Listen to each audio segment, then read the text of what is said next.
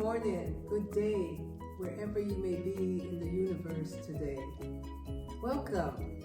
This is Miss Roshumba greeting you with another show of Let's Talk and Grow with Miss Roshumba. I first want to say I give thanks to the Almighty for life, health, and strength, and the ability to continue to do the work of our people, the work of all people, because when we're free, everyone in time will be free. So I give thanks for you, the audience, that continue to tune in and listen. I know you see I have a guest here, very powerful. I'll get to him in one moment, but let me go through my regular rituals. As you all know, my show is the dedication to Mr. Early Laverne, a wonderful friend of mine that I met in 2011. We knew each other for only 2 years. In 2013, he transcended. And his poems is that connected us together, let's put it that way. And because I too am a poet. I will be doing one of his poems today, but his poems will be done this time in the middle, because I'm gonna break it up. So, Mr. Early Laverne, whose life was very challenging and riveting. And again, I always want to remind us that we all have a story. It is our story that we live through and act through each day. So that being said, today, I'm going to do a little different. I'm going to start today's poem with one classic poem. This classic poem was written not by Mr. Early Laverne nor me. It's one that was written by a European gentleman out of Britain, UK, in 1899. It's called The White Man's Burden. White Man's Burden. For those that haven't heard it, it is a classic. I'm going to start with that today so that we kind of cover some grounds and lay some foundations about how things became what they have over time. This is a famous poem written by Britain's imperial poet. Okay, so here we go. Take up the white man's burden. Send forth the best he breed. Go bind your sons to exile to serve your captives' needs. To wait in heavy harness, unfluttered folk and wild, your new caught sullen peoples, half devil, half child. Take up the white man's burden, in patience to abide, to veil the threat of terror and check the show of pride. By open speech and simple, and 100 times made plain, to seek another's profit and work another's gain. Take up the white man's burden, the savage war of peace. Fill full the mouth of famine and bid the sickness cease. And when your goal is nearest, the end for others sought, watch sloth and heathen folly bring all your hopes to naught. Take up the white man's burden, no tawdry rule of kings, but toil of serf and sweeper, the tale of common things. The ports he shall not enter, the roads he shall not tread. Go mark them with your living, and mark them with your dead. Take up the white man's burden, and reap his old reward. The blame of those he better, the hate of those he guard. The cry of hosts he humor, slowly toward the light. Why brought he us from bondage, our loved Egyptian night? Take up the white man's burden, ye dare not stoop to less, nor call you too loud on freedom to cloak your weariness. By all ye cry or whisper, by all ye leave or do, the silent, sullen people shall weigh your gods and you.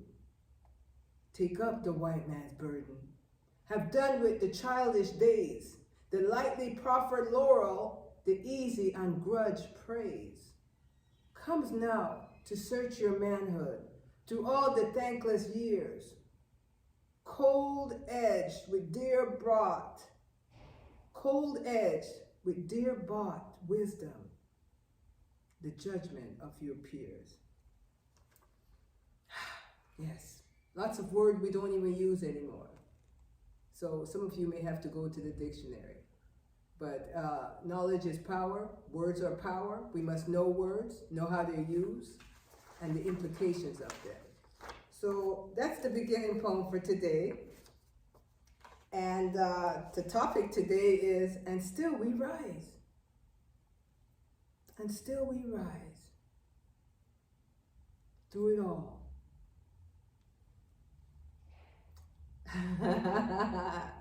You see, I don't turn my attention to the king in the room.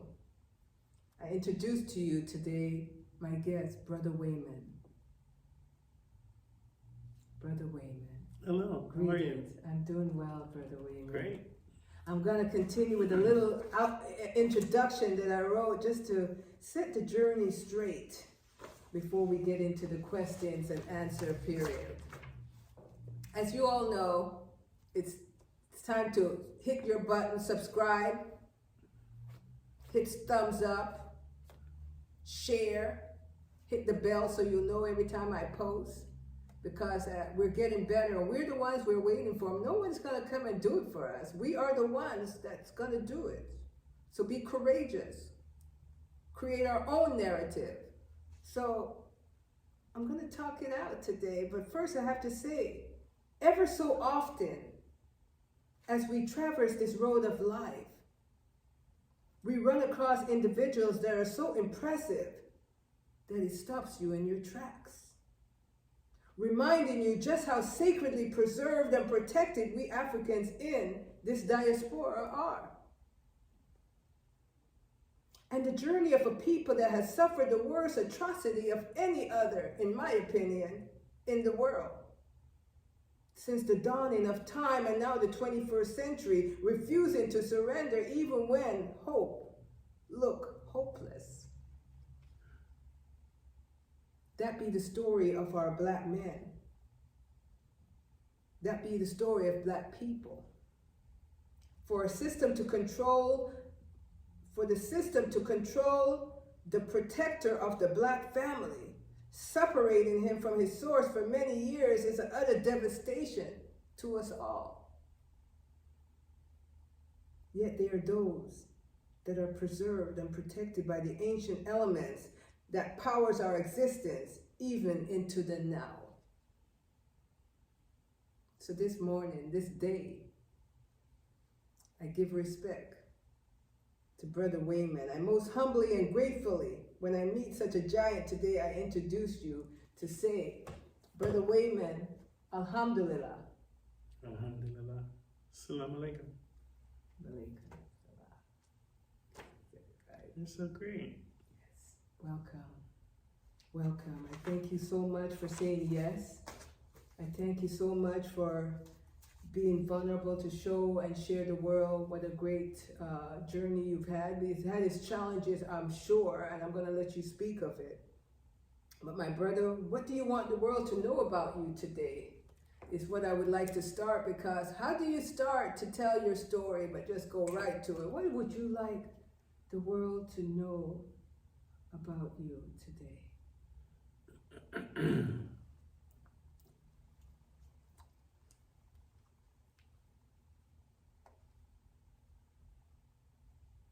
I'm not exactly sure. Okay. Because, God teaches us that information to some is beautiful. Yes. Information to others is devastating. So it depends on who in the world, do I want other black males to know my story? Sure. Yes. because my story is one that says that God's word is real. That only after struggle comes ease. Yes. Yes. So if there are brothers out there, sisters out there that want to know that God's word is true, Yes. that only after struggle comes ease, Yes. those are the people I want to know. I don't want to know the rest. That's correct. I mean, you know, even in this culture, Jesus said, I didn't come for everybody. That's right. I came for those who are receptive, and That's to those right. that are not receptive and don't need me, go on about your business. That's right. And so we need to know how to differentiate. I've learned how to differentiate. Right. That, you know, my business on this earth is not for everybody. That's correct. That's correct. Your business on this earth is not truly for everybody. Because if Jesus was able to hide his business from those priests, Yes. you know, and haters, if he was able to hide his business for them, they wouldn't have conspired against him to have him executed. Good See, point. you know, Good point. we can push it to the point where we're saying that he got up on the cross and all of this was voluntary. We all know it ain't. My God, why hast thou forsaken me? Who says that in a voluntary state? Exactly. No, he was executed. And so, you know, he understood that his message was great for the many and bad for the few. Martin Luther King, he understood that his message was good for the many, but bad for the few. That's right. It's the few that killed him. That's right. It's the few that kills you. That's right.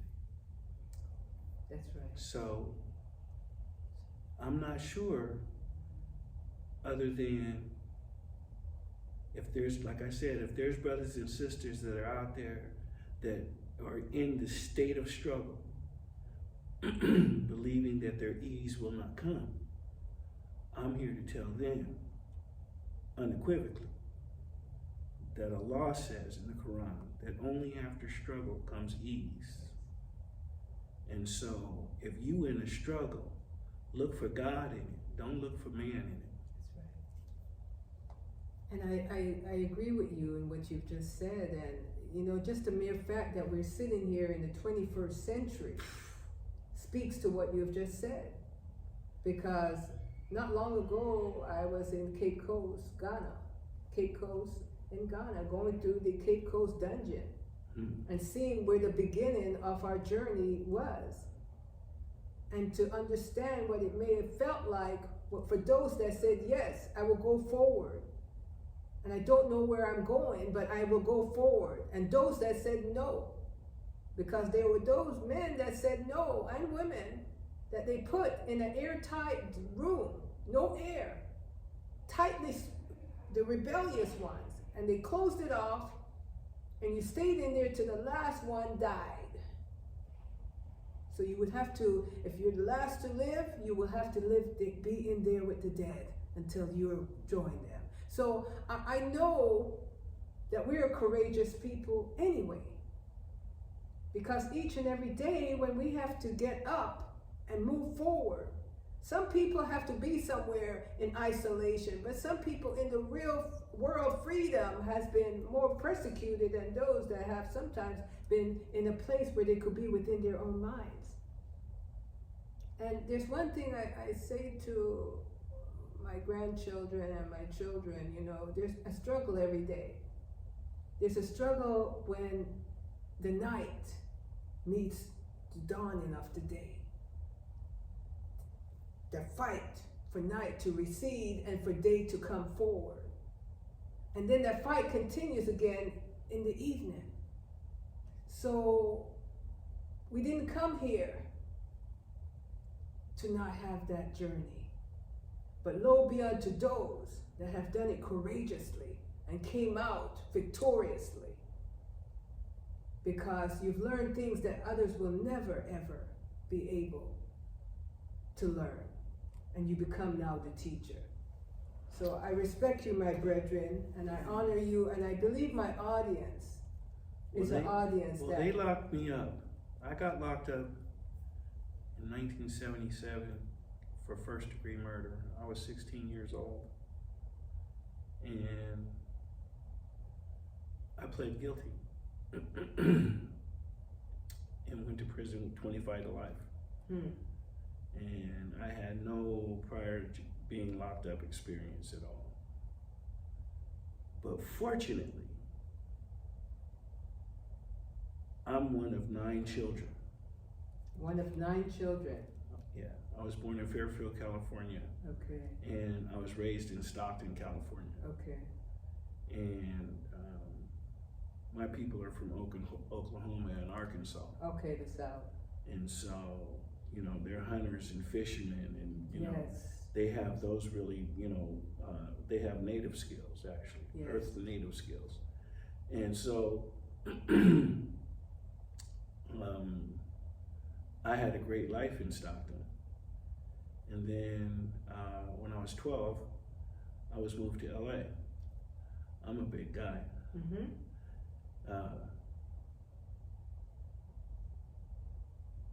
It was just so different growing up in a small town like Stockton. Yes. And then being splashed without my consent into Los Angeles and all that it had to issue and offer. Yes. You know, I mean, I was fighting on the RTD bus just to get to school, you know, because they was busing us from San Fernando Valley to LA, and from LA to back to San Fernando Valley, and still the testing of integration. Yes, and you know, I was fighting people on the bus, and I became really bitter. I became really angry. Yes.